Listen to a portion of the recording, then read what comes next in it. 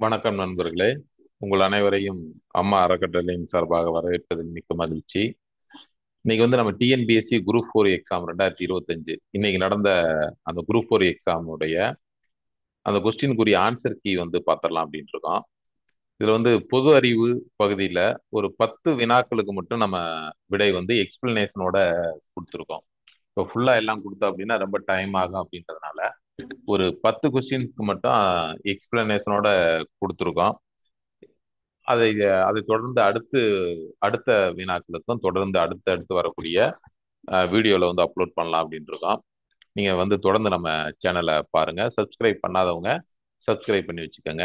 அதாவது TNPSC group 4 மட்டும் கிடையாது, நீங்க அடுத்து எழுதக்கூடிய குரூப் 2 எக்ஸாமுக்கா இருக்கட்டும், அல்லது டிஎன்யூஎஸ்ஆர்பியில் நடத்தப்படக்கூடிய போலீஸ் மற்றும் எஸ்ஐ எக்ஸாமுக்கா இருக்கட்டும், அல்லது டிஆர்பி டிஆர்பியில் வந்து ஜிகே ஜிகேல வந்து ஒரு 10 மார்க் கேட்பாங்க, அதற்கா இருக்கட்டும், அல்லது TRB history, PG history, UG history, அதற்கு உரிய பகுதிகளும் வந்து இதுல இடம்பெற்றிருக்குங்க. அதாவது குரூப் 4 அப்படின்னு மட்டும் நம்ம வந்து அலட்சியமா விட்டுறக்கூடாது. அதுல வரக்கூடிய வினாக்கள் குரூப் 2லயும் கேட்குறாங்க. அதாவது அதே கொஸ்டின் அப்படின்றத விட அந்த மாடல்ல வந்து கொஸ்டின் வந்து கேட்குறாங்க. அதனால வந்து ஆஹ், அடுத்து வரக்கூடிய தேர்வுகளுக்கு தயாராகி கொண்டிருக்கவங்களும் இந்த காணொலியை வந்து பாருங்க, உங்களுக்கு வந்து பயனுள்ளதாக இருக்கும். சரி, இப்ப நம்ம வந்து வினாவுக்கு வந்து போயிடலாம். இப்ப பாருங்க, இதுல உம் மேல போயிடுச்சு. சரி. கீழ்கண்ட தமிழ்நாடு நிதி அமைச்சர்களை அவர்களின் பட்ஜெட் ஆண்டை அடிப்படையாக கொண்டு கால வரிசைப்படி வரிசைப்படுத்துக அப்படின்னு வந்து கொடுத்துருக்காங்க. இப்ப இதுல இருக்கக்கூடியவங்க எல்லாமே வந்து நிதி அமைச்சர்களாக இருந்தவங்க. அதுல வந்து வரிசைப்படுத்த சொல்லி கேட்டிருக்காங்க. ஃபர்ஸ்ட் வந்து திரு பன்னீர்செல்வம், இரண்டாவதாக டாக்டர் நெடுஞ்செழியன், மூன்றாவதாக திரு பழனிவேல் தியாகராஜன், நான்காவதாக திரு தங்கம் தென்னரசு. இதுக்கு வந்து ஏபிசிடிஇ அப்படின்னு வந்து 5 ஆப்ஷன் வந்து கொடுத்துருக்குறாங்க. இதுல வந்து மேக்சிமம் வந்து நம்ம 4 ஆப்ஷனுக்குள்ளேயே ஆன்சர் பண்ணிக்கிறது வந்து நல்லதுங்க. விடை தெரியவில்லை அப்படின்ற ஆப்ஷனுக்கு வந்து நம்ம போறதை வந்து தவிர்ப்பது நல்லது. சரி சரி, ஓகே. இதற்கான விடை என்ன அப்படின்றத வந்து நம்ம பார்த்துடலாம். இதற்கான விடை மட்டும் கிடையாது, அதனுடைய அந்த விளக்கமும் வந்து நம்ம இதுல கொடுத்துருக்கோங்க.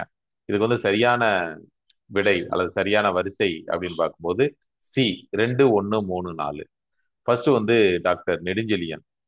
இவர் வந்து பாத்தீங்க அப்படின்னா இவர் வந்து 1970கள் மற்றும் 1980களில் பல முறை நிதி அமைச்சராக பணியாற்றி இருக்கிறாங்க. இது ஈஸியான கொஸ்டின் தான், நீங்க வந்து ரொம்ப சிரமப்பட வேண்டிய அவசியம் இல்லை. சரி, அதுக்கடுத்து இங்க கொடுத்திருக்கக்கூடிய அந்த விடைகளின்படி, அந்த விடை ஆப்ஷன் அதான் அதன்படி பாத்தீங்க அப்படின்னா ஃபர்ஸ்ட் வந்து நெடுஞ்செழியன், டாக்டர் நெடுஞ்செழியன் 70 80களில் வந்து பல முறை நிதியமைச்சராக பணியாற்றி இருக்காங்க. அதுக்கடுத்து திரு பன்னீர்செல்வம், முன்னாள் முதலமைச்சர் பன்னீர்செல்வம். இவர் வந்து 2000 அந்த ஆண்டுகள்ல முற்பகுதியிலிருந்து பல முறை நிதியமைச்சராக பணியாற்றி இருக்கிறாங்க. குறிப்பாக 2011 மற்றும் 2016 மற்றும் 2016 முதல் 21 வரையிலான அதிமுக ஆட்சியில வந்து பன்னீர்செல்வம் அவர்கள் நிதியமைச்சராக பணியாற்றி இருக்காங்க. அதுக்கடுத்து பாத்தீங்க அப்படின்னா திரு பழனிவேல் தியாகராஜன். இவர் வந்து பாத்தீங்கன்னாக்கா தற்போது இருக்கக்கூடிய இந்த அமைச்சரவை பதவியேற்ற உடனே இவர் தான் வந்து நிதியமைச்சராக பதவியேற்றார். இவர் வந்து 2021 முதல் 2023 வரை திமுக, தற்போது இருக்கக்கூடிய திமுக அரசுல நிதியமைச்சராக பணியாற்றினார். அதற்கு அடுத்து பாத்தீங்க அப்படின்னா திரு தங்கம் தென்னரசு. இவர் 2023 முதல் தற்போதுனா 2025 ஜூலை ஜூலை வரை வந்து இப்பயும் தொடர்ந்துகிட்டு இருக்கார். திமுக அரசில் நிதி அமைச்சராக பணியாற்றி வருகிறார். அப்ப இதன் பிரகாரம் பாத்தீங்க அப்படின்னா ஃபர்ஸ்ட் டாக்டர் நெடுஞ்செழியன், திரு பன்னீர்செல்வம், திரு பழனிவேல் தியாகராஜன், திரு தங்கம் தென்னரசு. அப்ப இதுக்கு வந்து ஆன்சர் அப்படின்னு பார்க்கும்போது ஆன்சர் சி வந்து கரெக்டுங்க. அதுக்கடுத்து பாத்தீங்க அப்படின்னா சரியான வாக்கியங்களை தேர்வு செய்க. நான் பொதுவாக வந்து இந்த ஹிஸ்டரி அதுல இருந்தே வந்து கொஸ்டின் எடுத்திருக்கேன். நிறைய வந்து இதுல மேக்ஸ் இருக்குது, சயின்ஸ் இருக்குது, மற்ற பொது அறிவு இருக்கு. பொது அறிவும் வந்து அடுத்து போடலாம் அப்படின்ட்டு இருக்கேன். நான் வந்து வரலாறு அப்படின்றதுனால, வரலாறு பாடம் அப்படின்றதுனால வரலாறு பாடத்துல இருக்கக்கூடிய கேள்விகளை ஃபர்ஸ்ட் வந்து எடுத்து போட்டிருக்காங்க. இதுல பாருங்க, சரியான வாக்கியங்களை தேர்வு செய்க. காங்கிரஸ் கட்சி 1923 சென்னையில் நடந்த தேர்தலை புறக்கணித்தது. இரண்டாவது பாத்தீங்கன்னாக்கா சுயராஜ்ய கட்சி 11 இடங்களில் வெற்றி பெற்றது. மூன்றாவதாக சென்னையில் நீதி கட்சி அமைச்சரவை அமைத்தது. நான்காவதாக காமராஜர் சென்னையில் ஒத்துழையாமை இயக்கத்தினை வழிநடத்தினார். இதுல வந்து option A, B, C, D, E அப்படின்ட்டு வந்து 5 ஆப்ஷன் கொடுத்துருக்காங்க. இதுல வந்து என்ன எது வந்து சரியான ஆன்சர் அப்படின்றது வந்து நம்ம பார்த்துடலாங்க. இதுக்கு சரியான ஆப்ஷன், சரியான விடை அப்படின்னு பார்க்கும்போது சி வந்து கரெக்டுங்க. 1, 3 அது மட்டும் சரியானது. அதுக்கான விளக்கம் என்ன அப்படின்றது நம்ம கொடுத்துருக்கோம். இந்த விளக்கத்தை நீங்க படிச்சுக்கிட்டீங்க அப்படின்னா அடுத்து நீங்க எழுதக்கூடிய தேர்வுகளுக்கு வந்து உங்களுக்கு பயனுள்ளதாக இருக்கும். அதனாலதான் வந்து ஒரு கேள்வியை சொல்லிட்டு அதுக்கு ஆப்ஷன் சி அல்லது ஆப்ஷன் ஏ அப்படின்னு மட்டும் நம்ம சொல்லாம அதற்குரிய விளக்கத்தையும் வந்து நம்ம கொடுத்துருக்கோம். ஏன் சரி அப்படின்னா அது ஏன் சரி, தவறு அப்படின்னா ஏன் தவறு அப்படின்றதும் வந்து நம்ம கொடுத்துருக்கோம். இப்ப இதுக்கு வந்து சரியான விளக்கம் அப்படின்னு பார்க்கும்போது வாக்கியம் 1 வந்து சரியானது. ஏன்னா அப்படின்னா 1923ஆம் ஆண்டு சென்னை மாகாண சட்டமன்ற தேர்தலை காங்கிரஸ் கட்சி புறக்கணித்தது. அதனாலதான் நீதி கட்சி வந்து நாங்க ஜெயிச்சு முதல்ல நீதி கட்சி தான் சென்னை மாகாணத்துல வந்து ஆட்சிக்கு வர்றாங்க. ஸ்ரீ பொட்டி ராமுலு, அதாவது ஸ்ரீ சுப்புராயலு ரெட்டி அவங்க தான் வந்து முதல் நீதி கட்சி முதலமைச்சராக வர்றாங்க. அதுக்கடுத்து வாக்கியம் 2 வந்து தவறானது. 1923 தேர்தலில் சுயராஜ்ய கட்சி 11 இடங்களுக்கு மேல், அதாவது 20 இடங்கள் வந்து வெற்றி பெற்றது. ஆனா 11 இடங்கள் கொடுத்திருக்காங்க. அதனால வந்து அது தவறானது. வாக்கியம் 3 வந்து சரியானது. என்ன அப்படின்னா 1923 தேர்தலில் நீதி கட்சி பெரும்பான்மை இடங்களை வென்று சென்னையில் அமைச்சரவை அமைத்தது. சென்னை மாகாணம் அன்றைய சென்னை மாகாணம் என்பது இன்னைக்கு இருக்கக்கூடிய தமிழ்நாடு, கேரளாவின் ஒரு சில பகுதிகள், ஆந்திரா, கர்நாடகா, கேரளா, என்ன சொல்ல போனா அப்படின்னா ஒடிசாவின் ஒரு சில பகுதிகள், இதெல்லாம் சேர்ந்துதான் அன்றைய வந்து சென்னை மாகாணமாக இருந்தது. அந்த சென்னை மாகாணத்துடைய முதல் நீதி கட்சி முதலமைச்சராக ஸ்ரீ பொட்டி ராமுலுவே வர்றாரு. ஆந்திரா தனி மாநிலம் கோரி உண்ணாநோன்பு இருந்து உயிர் நீத்தவர் அவரே வந்து வர்றாரு. அவர் கிடையாதுங்க. ஸ்ரீ சுப்புராயலு ரெட்டியார் அவர் தான் வந்து முதல் நீதி கட்சி முதலமைச்சராக வந்து வர்றாருங்க. அதனால வந்து வாக்கியம் 3 வந்து சரியானது. வாக்கியம் 4 வந்து தவறானது. காமராஜர் ஒத்துழையாமை இயக்கத்துல பங்கேற்றார் என்றாலும் சென்னையில் அந்த இயக்கத்தினை முதன்மையாக வழிநடத்தியவர் அவர் அல்ல. அது அது வந்து மகாத்மா காந்தி மற்றும் அங்க வந்து மகாத்மா காந்தி ஆஹ், இந்தியா முழுவதும் மகாத்மா காந்தி அந்த ஒத்துழையாமை இயக்கத்தை நடத்தும் போது இங்க வந்து ராஜாஜி என்று சொல்லப்படக்கூடிய சி ராஜகோபாலாச்சாரியார் அவருடைய தலைமையில தான் ஒத்துழையாமை இயக்கம் வந்து நடைபெற்றதுங்க. அதனால வந்து இது இது வந்து தவறானது. காமராஜர் தலைமையில வந்து ஒத்துழையாமை இயக்கம் வந்து நடைபெறல. அப்ப இதுக்கு வந்து ஆன்சர் வந்து பாத்தீங்க அப்படின்னா சி 1 மற்றும் 3 தான் சரியானது. அதுக்கடுத்து பாருங்க. ஆஹ் அதுக்கு அடுத்து வந்து மூணாவது கொஸ்டின், மூணாவது வினா. இது வந்து நம்ம வரலாறுல இருந்தே எடுத்திருக்காங்க. வரலாறு கொஸ்டின் டிஎன்பிஎஸ்சில வந்த அது அந்த சம்பந்தமாவே எடுத்திருக்கோம். ரவீந்திரநாத் தாகூர் தனது சார் அல்லது சர் பட்டத்தை துறந்தார். காரணம் 13 ஏப்ரல் 1919 அமிர்தசரஸ் நகரில் ஜாலியன் வாலாபாக் படுகொலை நடைபெற்றது. இதற்கு 5 ஆப்ஷன் வந்து கொடுத்துருக்காங்க. இதுல எது சரி அப்படின்றது வந்து நம்ம பார்த்துருவோம். அதை விளக்கத்தோட வந்து பார்த்துடலாம். சரியான பதில் அப்படின்னு பார்க்கும்போது பி, ஏ மற்றும் ஆர் சரி. ஆனா ஆர் ஏனுடைய சரியான விளக்கம் அப்படின்னு வந்து கொடுத்துருக்காங்க. உண்மைதான். என்ன அப்படின்னா கூற்று மற்றும் காரணம் இரண்டும் சரி. காரணம் கூற்றிற்கான விளக்கம் அதை தான் வந்து இந்த அசசன் ரீசன், அந்த இதுல வந்து அசசனுக்கு ஃபர்ஸ்ட் வந்து ஏ லெட்டர், ரீசன் அப்படின்றது ஃபர்ஸ்ட் லெட்டர் வந்து ஆர், அதன் அடிப்படையில வந்து ஏ ஆர் அப்படின்னு வந்து கொடுத்துருக்காங்க. கூற்று ஏ பாருங்க சரியானது. ரவீந்திரநாத் தாகூர் ஜாலியன் வாலாபாக் படுகொலையை கண்டித்து 1919ஆம் ஆண்டு தனக்கு வழங்கப்பட்ட அந்த சர் பட்டம், நைட் பட்டத்தை வந்து துறந்தார். காரணம் என்ன அப்படின்னா காரணமும் சரியானதுதான். 1919 ஏப்ரல் 13ஆம் தேதி அமிர்தசரஸில் ஜாலியன் வாலாபாக் படுகொலை நடந்தது. பஞ்சாப் மாநிலம் அமிர்தசரஸ்ல இருக்கக்கூடிய ஜாலியன் வாலாபாக் பூங்காவில தான் இந்த படுகொலை வந்து நடந்தது. அப்ப ஜாலியன் வாலாபாக் படுகொலையுடைய கொடூரத்தை கண்டிக்கும் விதமாகத்தான் ரவீந்திரநாத் தாகூர் தனது சருப்பட்டத்தை துறந்தார். எனவே கூற்று மற்றும் காரணம் வந்து சரி, காரணம் வந்து கூற்றிற்கான சரியான விளக்கம். அப்ப இதுக்கு வந்து ஆப்ஷன் வந்து பி வந்து சரிங்க. அதுக்கடுத்து அடுத்த கொஸ்டின் பாருங்க. 4வது கொஸ்டின். இப்ப பாருங்க, இதெல்லாம் வந்து நமக்கு எல்லாத்துக்குமே தெரியும், கேள்விப்பட்டிருப்பீங்க. பாரத ரத்னா, பத்மபூஷன், பத்மஸ்ரீ, பத்ம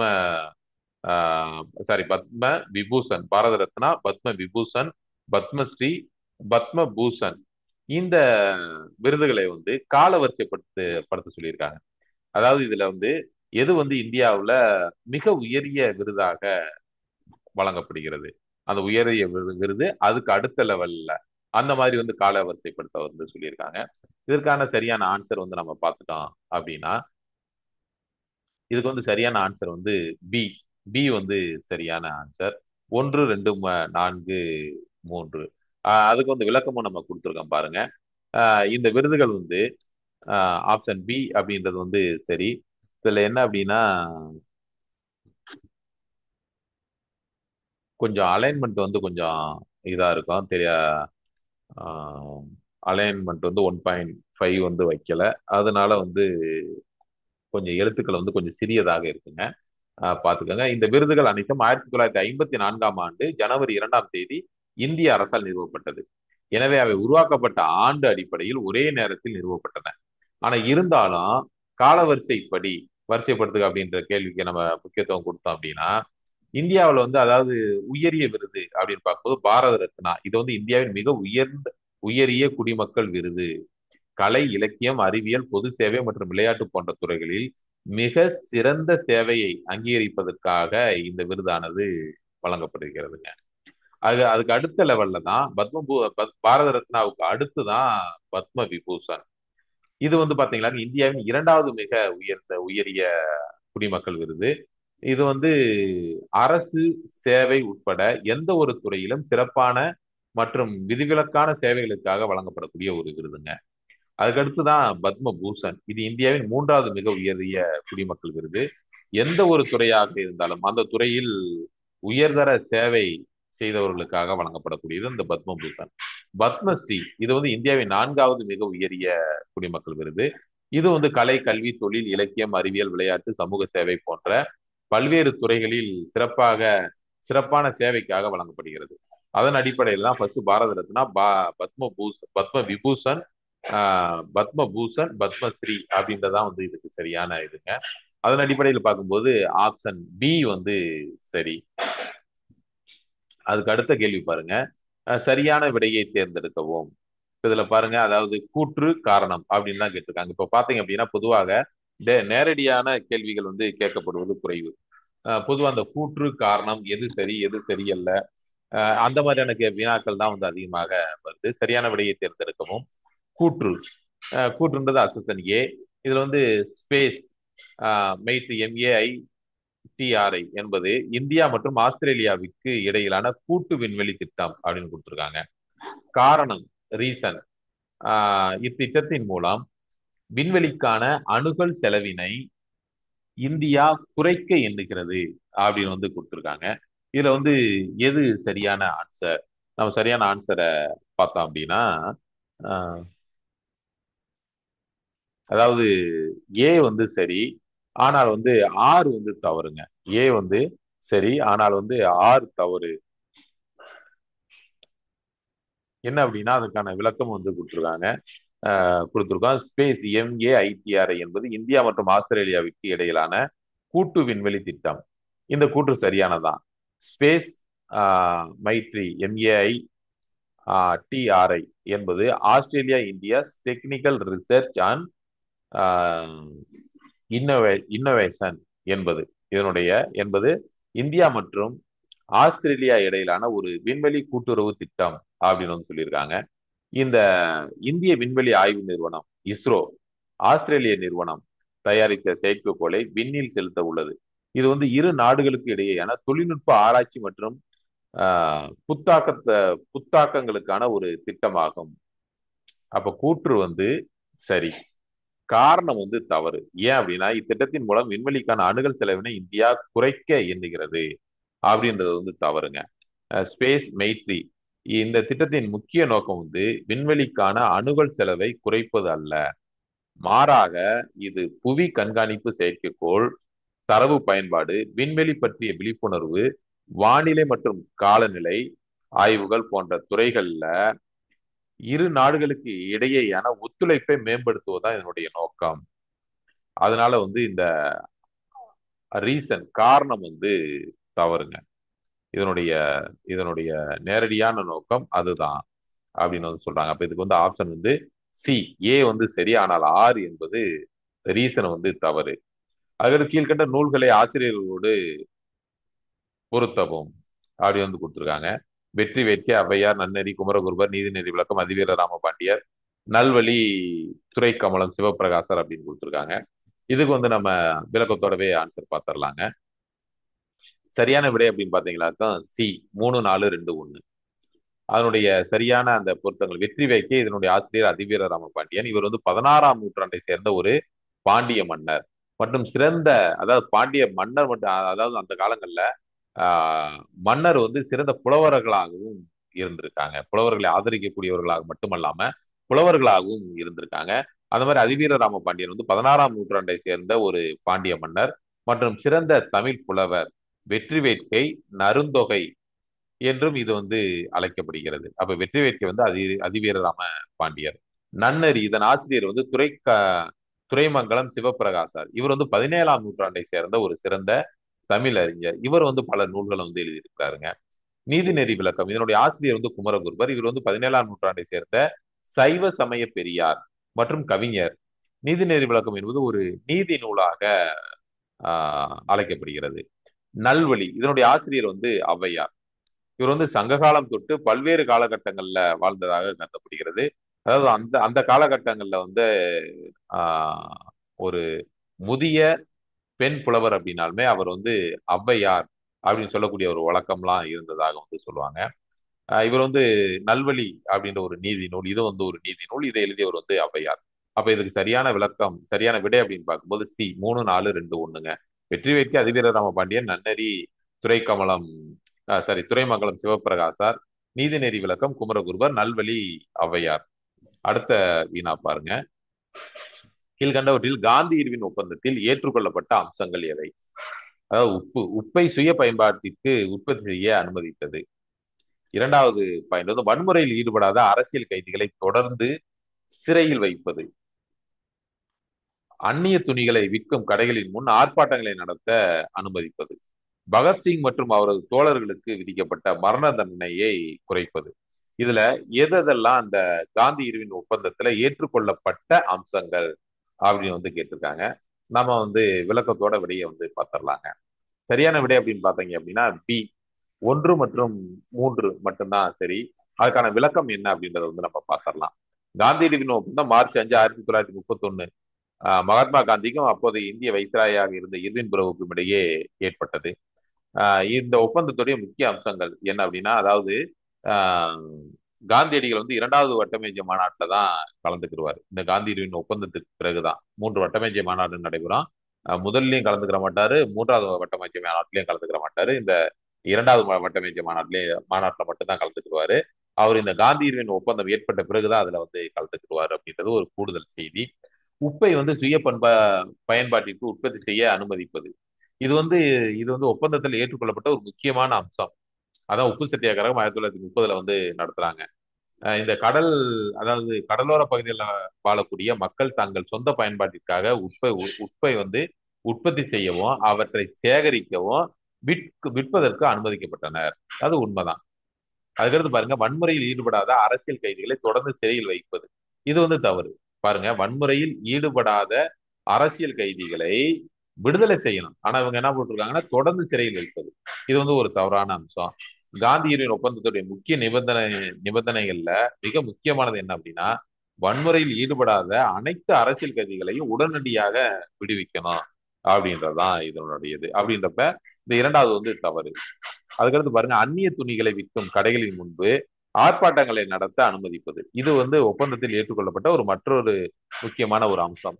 காந்திய வழியில் அகிம்சை முறையில அந்நிய துணி கடைகள் மற்றும் மதுக்கடைகள் முன்பு அமைதியான முறையில் மறியல் செய்யவும் ஆர்ப்பாட்டங்கள் நடத்தவும் அனுமதி வழங்கப்பட்டது. பெரியார் கூட அந்த ஒத்துழையாமை இயக்கத்தின் சமயத்துல இந்த கள்ளுக்கடைகளுக்கு எதிரான அந்த ஆர்ப்பாட்டத்தை வந்து முன்னெடுப்பார் தந்தை பெரியார்.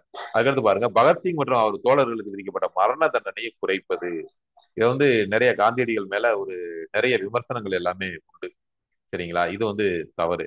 இது வந்து ஒப்பந்தத்தில் ஏற்றுக்கொள்ளப்படாத ஒரு அம்சம். அன்னைக்கு வந்து காந்தி நினைச்சிருந்தார் அப்படின்னா இந்த பகத்சிங்கும் அவரது தோழர்களுக்கும் விதிக்கப்பட்ட மரண தண்டனையை வந்து குறைச்சிருந்திருக்கலாம் அப்படின்லாம் நிறைய வந்து சொல்லுவாங்க. இது வந்து இது வந்து அந்த ஒப்பந்தத்தில் ஏற்றுக்கொள்ளப்படாதது. காந்தி இந்த விஷயத்தை வைஸ்ராயிடம் எழுப்பினார்.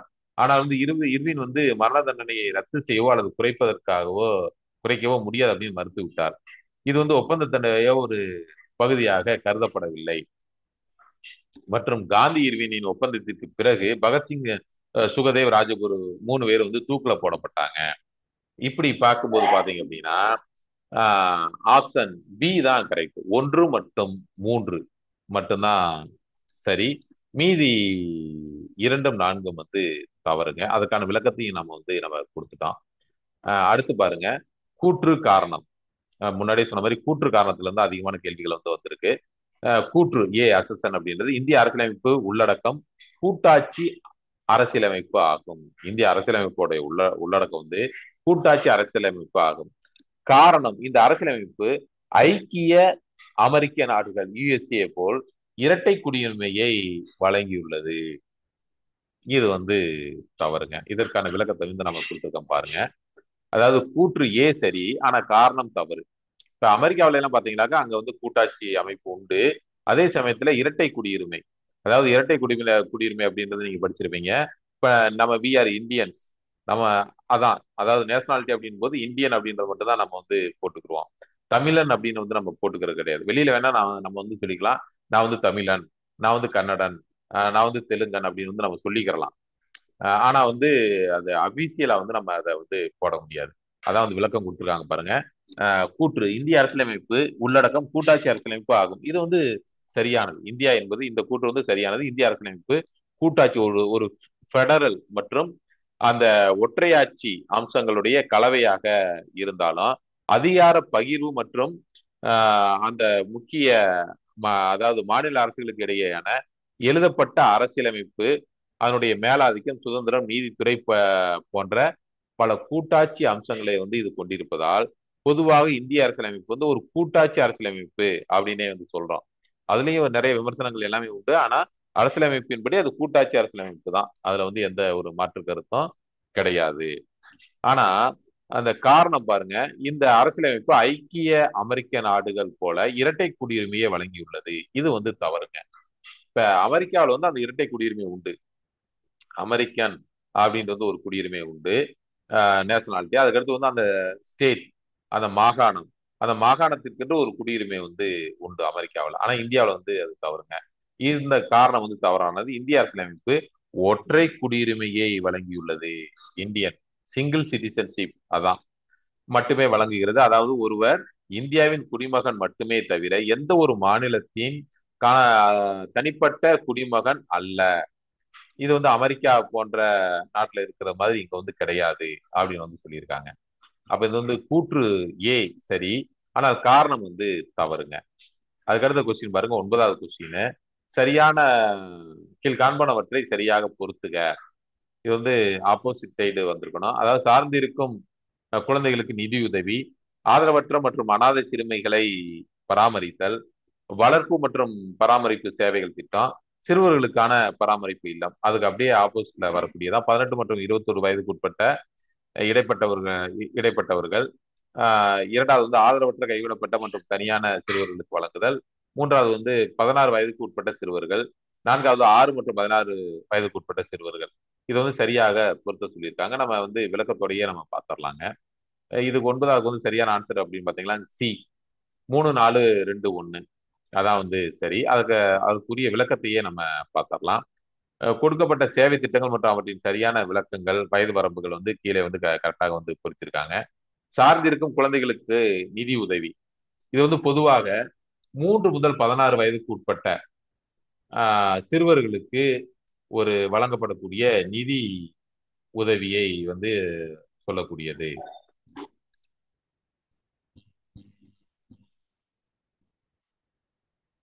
கொஞ்சம் அலைன்மெண்ட் வந்து சரியில்லை, அதனால கொஞ்சம் தெளிவா தெரியாதுன்னு நினைக்கிறேன். வழங்கப்படும் நிதி உதவியை குறிக்கிறது. பல அரசு திட்டங்கள் 16 வயதுக்கு உட்பட்ட அல்லது சில சமயம் 18 வயதுக்கு உட்பட்ட சார்ந்திருக்கும் குழந்தைகளுக்கு நிதி உதவியை வந்து வழங்குகிறது.